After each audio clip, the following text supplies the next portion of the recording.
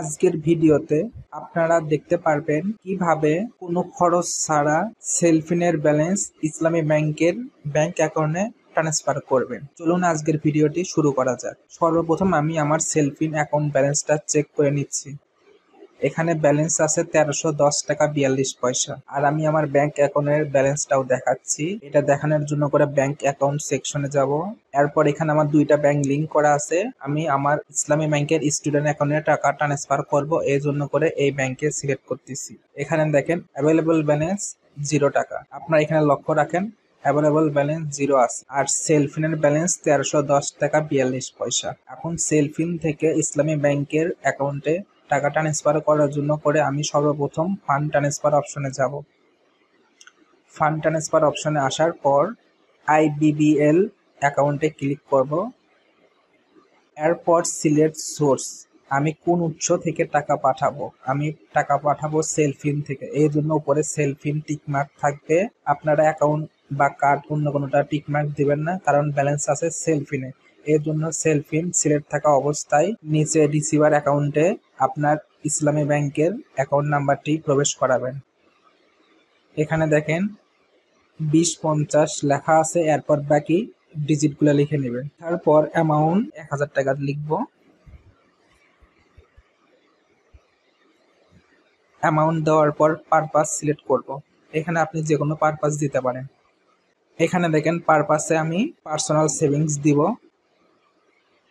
আর note আপনারা ইচ্ছা মতো দিতে পারেন।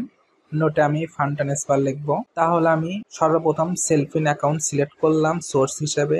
আমি আমার ইসলামী ব্যাংকের স্টুডেন্ট অ্যাকাউন্ট নাম্বারটি দিলাম, অ্যামাউন্ট দিলাম 1000, তারপর পার্সোনাল সেভিংস দিলাম, নোট দিলাম, এরপর সেলফিনের 6 ডিজিট পিন নাম্বারটি প্রবেশ করাবো।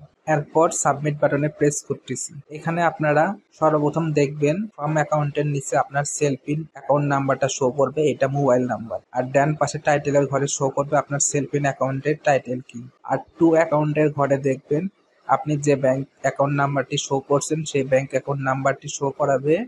আর ডান পাশে ব্যাংক অ্যাকাউন্টের টাইটেল দেখবেন, দেখে শিওর হয়ে নেবেন আপনার ব্যাংক অ্যাকাউন্টের সাথে আপনার টাইটেল মিলে কিনা। এরপর অ্যামাউন্ট 1000, ফি কাটা হবে না, 0, purpose personal savings, total 1000, note fund transfer. এবার কনফার্ম বাটনে ক্লিক করব। এরপর আপনার মোবাইলে থাকা যে সিমটি আছে এই সিমে একটি 6 ডিজিট কোড আসবে, এটা অটোমেটিক নিয়ে নেবে অথবা আপনাকে টাইপ করতে হবে। আমরা একটু অপেক্ষা করি মেসেজ আসার জন্য করে। অ্যালাউ দিব, কনফার্ম। দেখেন উপরে টিক চিহ্ন চলে এসেছে, টাকা ট্রান্সফার কমপ্লিট হয়েছে।